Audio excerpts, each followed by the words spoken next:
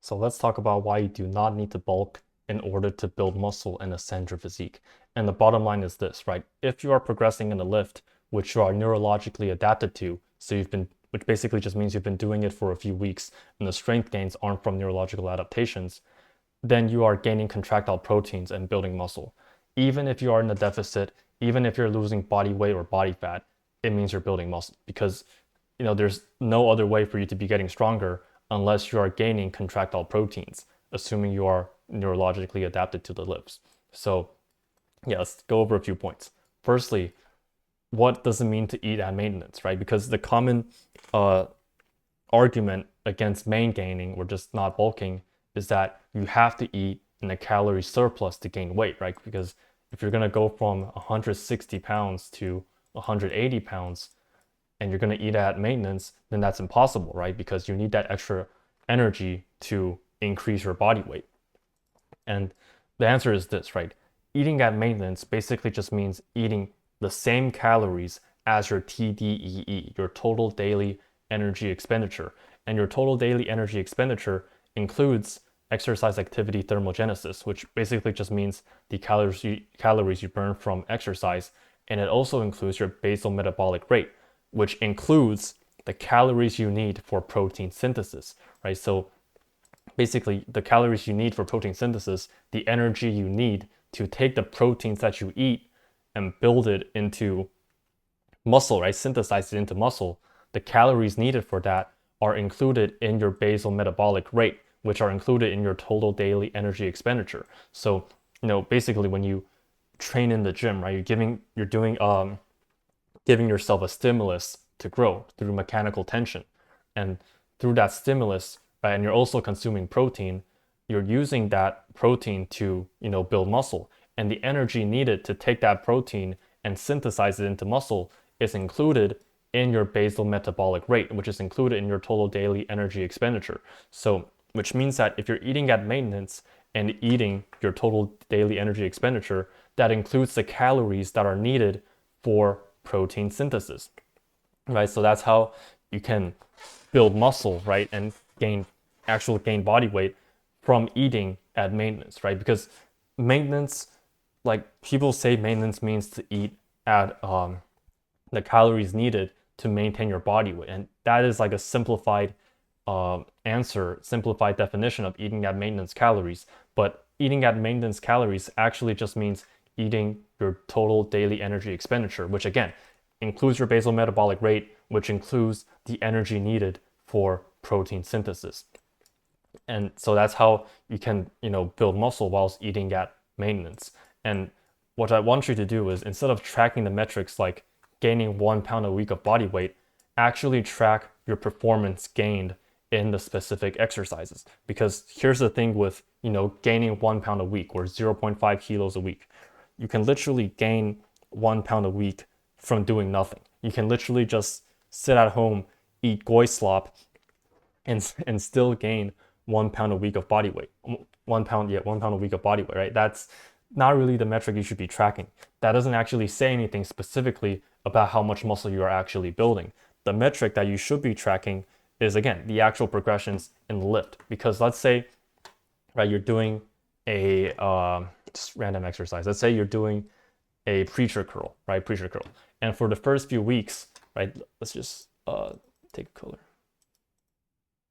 The first few weeks of doing that preacher curl, because it's the first time doing preacher curl, right, you gain strength pretty quickly, right, like that.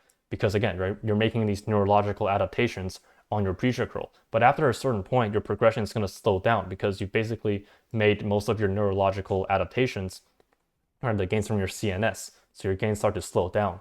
And from that point on, the strength gains you get from this preacher curl basically come from you gaining additional muscle, right? Contractile proteins in your biceps, which means that when you get stronger, every time you progressively overload and get stronger and improve your performance at that preacher curl, that means you are building muscle in your biceps, right? That's a way better metric than just gaining 1 pound a week of body weight. Just every session, right? You should be aiming to progress every session.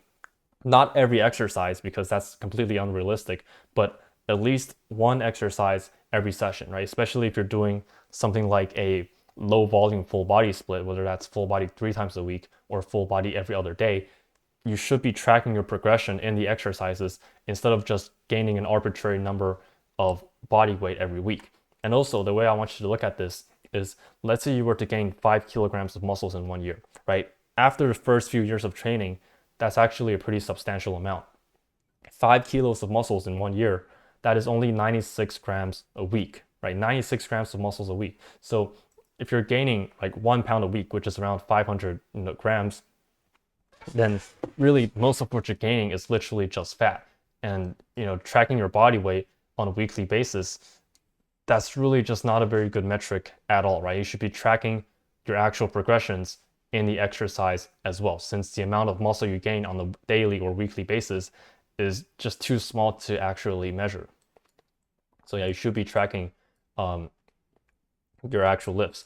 And again, right, as a baseline, if you are progressing in the lift after you've been doing it for a long enough time, where you're neurologically adapted to it, then you are gaining contractile proteins, right? So even if you're losing weight right now, even if you're losing body weight, if you are getting stronger at your lift, right, you're gaining more reps, more weight, then that means you are building muscle, even if you are in a calorie deficit and losing body weight. You do not even need to be in a calorie surplus to be losing.